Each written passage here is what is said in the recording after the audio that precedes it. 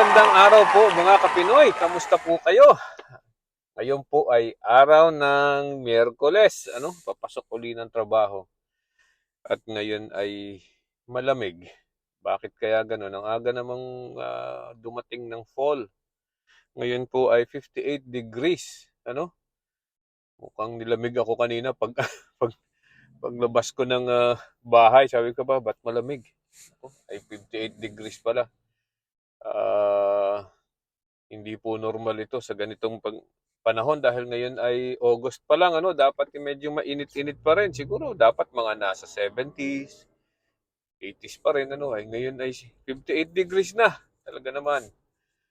Alright, so magandang araw po sa inyong lahat. Magandang umaga, tanghali, hapon, gabi, kahit saang mang parte ng mundo kayo naandun, Sana ay maganda-ganda ang weather sa inyo. At hindi katulad ng ganitong kalamig dito sa amin. At any rate, ano po? Ay nako, ay may marami hong nangyayaring well, hindi natin masabing maganda o masama, pero maraming nangyayari sa Pilipinas, Katulad na lang po ng pagwawala ni Sara Duterte sa Senado, Sa Senado. Nagwala po siya, Nagkaroon po ng kaunting mainitang pagtatalo ang Sara Duterte at si Risa Hontiveros, sa budget hearing sa Senado. Okay, ano ba itong budget hearing, Ito pong budget hearing, ito po sa Senado, yan po ay pinag-uusapan yung mga pinopropose na budget ng bawat opisina, sa gobyerno para mapondohan sa susunod na taon, So, bawat ahensya ng gobyerno, yung mga secretary, yung mga secretary ng yung head ng bawat ahensya ay nagsusumite po ng proposed budget para sa opisina nila na magagastos para sa isang taon. Yun po ay parang hinihingi nila. Tapos yun po ay ina-itemize. Ibig sabihin, sinasabi kung saan-saan mapupunta yung mga pera na yun, kung sakali ibibigay sa kanila. At ang Senado naman po ay ini-scrutinize or tinitingnan talaga po ng maayos, kung saan pupunta yung mga perang hinihingi ng bawat ahensya ng gobyerno. So yan po ay taon-taon nangyayari sa mga ganito pong panahon, Yan po ay usually tumatagal, dahil meron po yung budget hearing sa Kongreso at meron din pong budget hearing na ginagawa sa Senado.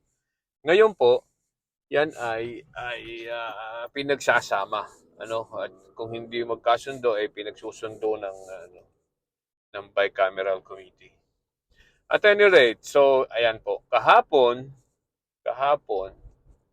ay binusisi ng Senado, sa pangunguna ni Grace po, ang proposed budget ng Office of the Vice President para sa isang taon, So, humihingi po ng 2 bilyong piso ang opisina ni Vice President Sara Duterte. So, syempre, nakagawian na po before, Yan po ay mga courtesy, parliamentary courtesy na yung mga budget na proposal ng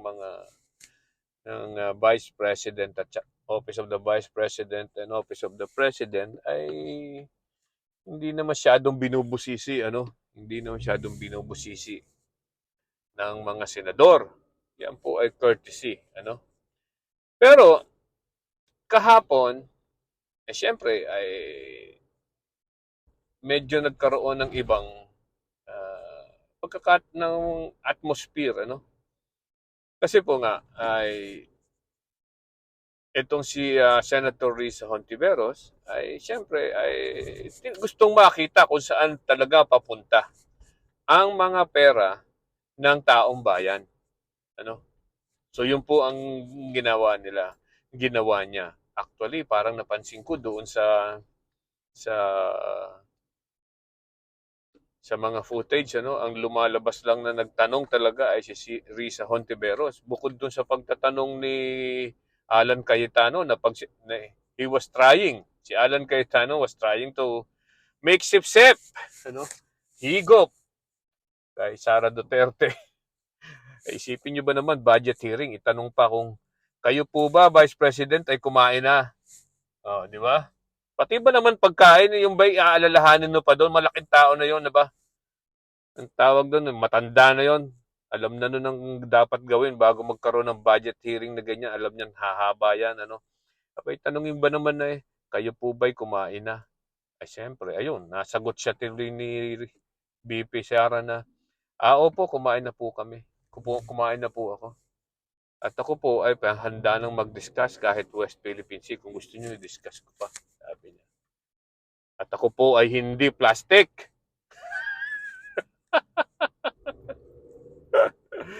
Okay. So, nasabi ko lang dahil yun ang napansin ko. At any rate, balik tayo kay Senator Risa Hontiveros. So, siyempre, binusisi ni Senator Risa Hontiveros, may ilan siyang mga tanong. Ano? At kung tinanong kung saan pupunta yung mga pera na yan, lalo na yung mga bagay na pwede naman na hindi Office of the Vice President ang gumawa. Ibig sabihin, baka may duplication. Kunyari, may duplication sa ibang ahensya, katulad ng mga pagtulong sa mga baha. Ano, ayan daw ay trabaho na ng DSWD, di ba? Yung mga ganun ba? So, tinatanong ni Senator Risa Hontiveros na bakit hindi kailangan nyo pang gawin ng Office of the Vice President yan, since ginagawa naman yan ng DSWD, which is tama nga naman, ano. So yung pinopropose na budget ni OBP para sa mga ganyang pagtrabaho ng DSWD, ba't na lang hindi ilipat sa DSWD ang pera na yon, hindi na sa Vice President, right? Aba, isipin yung sagot ng ni Sara Duterte, aba, yan daw tanong na pinopolitiko, ano, politicizing na budget, ano. So, siyempre, ay nagugulat, ano, lehitimong tanong ni Risa Hontiveros ay sagot na pabalagbag. Sagot ni ni Sara Duterte. So, kumbaga, nawawala yung pagiging professional kung meron man o kung naging professional man si Sara Duterte, ano. Kung katulad ng ganyan na very professional ang tanungan, ay dapat naman siguro umakto ka rin ng professional. Be calm and composed. Kahit napipikon ka na, ano? Diyan po makikita ang pag-uugali ng isang tao. Right? Hindi mo dapat ipakita ang kahinaan mo sa kalaban mo. Right? So, yung pong pagiging pikon niya sa Senado sa mga tanong sa kanya ni Riz Hontiveros ay halatang halata po, ano? Dahil hindi niya sinasagot ang tanong. Binabalik niya ng ang sawag ko po diyan kasi ay that is a fallacy of non sequitur. It doesn't follow. Hindi ka po sumasagot sa mga tanong.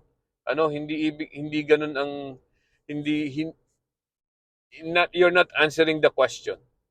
Ano? Ganun lang po 'yon. So, pinupolitika daw yung pagtatanong, hindi naman sinasagot kung dapat nga bang i-realign yung budget. Ano? At ang sabi ay, pag daw po, in the past daw, pag daw humihingi ng tulong ang Office of the Vice President sa DSWD para sa ganyang sa mga nasalanta ng bagyo, aba, yan sinasabi daw po ay wag bigyan ng pera ang OBP dahil yan ay kalaban. So, para pong tinira si Wes Gatchalian dyan, yung secretary ng DSWD. Totoo ba yan, Wes? So, dapat sumasagot dyan si Gatchalian. Ano? Secretary of Social Welfare and Development. So, at any rate, so gano'n, isa na po yan. Padalawa, tinanong siya, kasi po mayroong nakita dong budget na 100 million. 100 million. Sabi ni Riz Hontiveros, ano ba itong 100 million na yun at may kasamang bag at saka mga libro, mga school supplies, kumbaga, yan daw po ay ipamimigay sa mga estudyante, na mga bata na nasa malalayong lugar. Ano? Para meron nga namang ano. Tama rin naman, okay? So, may bag, may school supplies. Which is good, right? Hindi ba dapat yan ay pwede ring i-realign dahil yan ay uh, hindi na Secretary of Education si Sara Duterte, ha, hindi na Secretary of National Education yan. So hindi ba pwedeng yung pong 100 million na yun is to realign it, to go bring it, give it to the Department of Education, bigay doon sa ano, kung saan mang ahensya yon. Bakit kailangan gawin ng OBP? Right? So medyo napipiko na po, pinopolitika na naman daw. Hindi naman sinagot. Ito naman, doon po sa ipamimigay na bag ay may lamang libro, a children's book. Ano? So tinanong, ano ba itong children's book na to? Ano bang laman nito? Ha? Aba ay sagutin ba naman si Senator Hontiveros na naman ng, ayan po, pinopolitika na naman daw. Dahil daw, yun daw libro na yon, sabi ni ito mismo galing kay Sara Duterte. Yung libro na yun daw po ay ipamimigay sa bata. At yung librong yon ay babasahin ng hindi pala, itong librong yon ay pamimigay sa bata at dadalhin sa bahay at doon itong mga batang ito ay may mga magulang na mga botante. Ano? At doon po sa libro na yon ay nagkalat daw ang kanyang pangalan. Ano? So,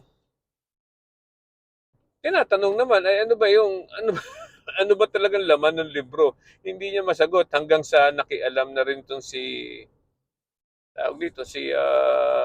Grace po. Si Grace po, and then sinagot naman siya ni Duterte na yun daw po ay sa pagiging pagkaibigan, tungkol sa pagiging pagkakaibigan. Alright, so yun lang pala, bakit hindi niya masagot agad? Ano? So, ngayon po, napansin na mayroong mga lumabas ng kopya yan. Lumabas na po ng kopya yung libro na yan. Yung pong libro.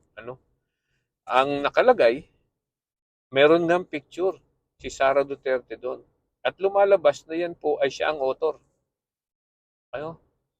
So, ang ibig sabihin po nito, nagpa-publish siya ng libro niya para bilhin ng gobyerno para ipamigay sa mga estudyante na merong magulang na makikita yung kanyang picture at kung sino man si Sara Duterte. Di ba? Isipin nyo muna kung ano yung sinabi ko sa inyo. Right? Okay. Paliwanag ko po sa inyo. Gusto niya, siya ay nag-publish ng libro niya. Naandun ang pangalan niya, naandun ang mukha niya, naandun ang picture niya. Alright? Naandun kung sino siya. Yun po, ang gusto niya, yung libro niyang yun, ay bilhin ng gobyerno para ipamigay sa tao, sa bata, at ipakikita ng bata ang libro na yan dun sa magulang. Di ba? At makikita ng magulang kung sino si Sara Duterte. Siyempre, ang nakalagay dun, magagandang bagay. Kung titingnan nyo di ba pamumulitika yon? Yung ginawang yon? Kung gagawa ka ng libro, wala namang masama doon kung gagawa ka ng libro, Pero wag mong pupwersahin na ang gobyerno mismo ang bibili ng librong yan na ikaw ang gumawa para ipamigay sa mga tao. Ano? Pera ho ng gobyerno yan, pera ng mga tao yan, taxpayers money. Pwede kang gumawa, bakit naman hindi? Pwede kang gumawa, magandang bagay po yung gumawa ng libro.